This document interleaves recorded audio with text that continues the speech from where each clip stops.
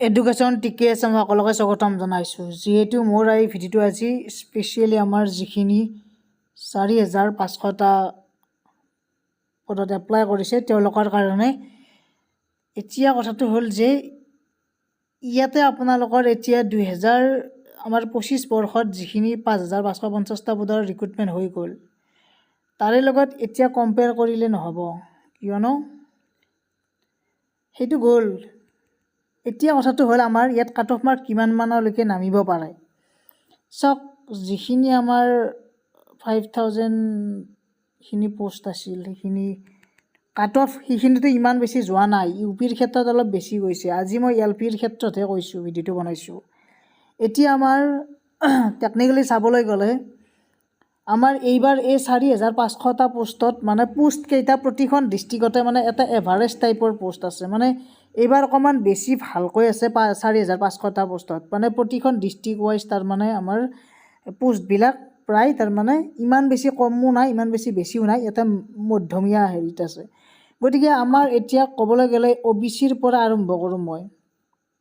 এজন যদি OBC কেণ্ডিডেটছৰ 58 something তেওঁৰ পাৰ্চেণ্টেজ আছে, তেওঁতো প্ৰায় খাটাং বুলিয়ে ক'ব পাৰি এইবাৰ। বিশেষকৈ যোৱাবাৰো কিছুমানে হয়তো পাই যাব পাৰে, কিন্তু মানে এইবাৰ যদি এভাৰেজ যিহেতু আছে পোষ্টবিলাক প্ৰতিখন ডিষ্ট্ৰিক্টত সেইকাৰণে।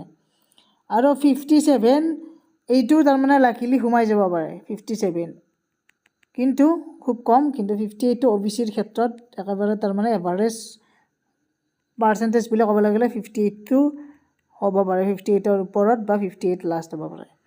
আমাৰ জেনেৰেলৰ কথাটো ক'বলৈ গ'লে জেনেৰেলৰো আমাৰ ইমান বেছিও নাযায়, ইমান তলতো নানামে, 59 বা 60 ইমান মানত থাকিব পাৰে। আৰু আপোনালোকে 5,000 যিখিনি ইয়াৰ 2025 চনত যিখিনি ৰিক্ৰুটমেণ্ট হৈ গ'ল সেই তাৰে লিষ্টকেইখন চালেও গম পাব।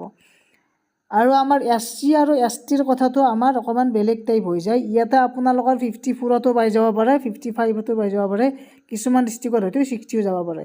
কাৰণ আজিকালি এনেকুৱা নহয় যে SC বা ST হ'লেই যে মানে তেওঁলোকে যে বহুত কাট অফটো কমি যাব, সেনেকুৱা নহয়। আজিকালি মানে প্ৰায় তাৰমানে সকলোতে মানে যিহেতু শিক্ষা যিমানে দিন গৈছে শিক্ষাৰ ক্ষেত্ৰত শিক্ষা সকলোৱে লৈয়ে থাকে, ভালকৈ পঢ়ে। গতিকে সেইটো SC ST বুলি কথা নহয়। ইমান কাট অফো কমি নাযায় তৎক্ষণাত যে 50লৈকে নামি যাব, তেনেকুৱা নহয়। গতিকে এভাৰেজ 56 বা 55 লাষ্ট কাট অফ হ'ব পাৰে। লাষ্ট কৈছোঁ মই। এইখিনিয়ে আমাৰ মেইন SC ST OBC আৰু জেনেৰেল। PWDৰ ক্ষেত্ৰত এইটো মানে PWDৰ কাট অফটো সকলোতে কমকৈ যায়, কাৰণ 57তো মানে UPত যিসকলে আছিল যোৱাবাৰ 57তো পাই গৈছে, মোৰ বন্ধুৱে আছে তেনেকুৱা, সেইকাৰণে। গতিকে এইবাৰ আকৌ কমিব। গতিকে মুঠৰ ওপৰত এইবাৰ আপোনালোকৰ বহুতখিনি কেণ্ডিডেটছ সোমাই যাব, যিসকলে অসম টেট পাছ কৰি থৈছে বা CTET পাছ কৰি থৈছে। বহুতখিনি কেণ্ডিডেটছে এইবাৰ পাই যাব আৰু বেছি নৰয় সেইকাৰণে।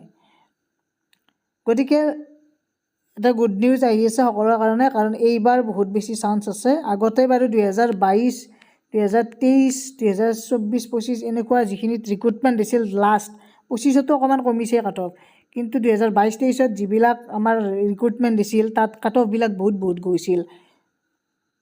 এতিয়া যিহেতু আমাৰ CTETটো একবছৰ হোৱাও নাছিল, এবছৰ CTET হোৱাও নাছিল, গতিকে সেইখিনিত তাৰে প্ৰায় বহুতখিনি কেণ্ডিডেটছ কমি গ'ল। গতিকে আগৰখিনিয়ে আছে, দিব পৰা নাই CTET। সেইকাৰণে এইবাৰ তাৰমানে বহুতখিনি কাট অফ কমিব। ইয়াৰ কাৰণে ইমান টেনশ্যন ল'ব নালাগে। গতিকে মই নেক্সট UPৰ ওপৰত এটা ভিডিঅ' বনাম ডিটেইলছত। মই থুলমূলকৈ বনাই দিলোঁ বাৰু, আৰু সকলোৱে গমেই পাইছে, এক্সপিৰিয়েঞ্চ হৈছে, সকলোৱে নিজেও গম পাব। গতিকে এইখিনি সকলোৱে শ্বেয়াৰ কৰি দিয়ক, ছাবস্ক্ৰাইব কৰি দিয়ক চেনেলটো। ধন্যবাদ, থেংক ইউ।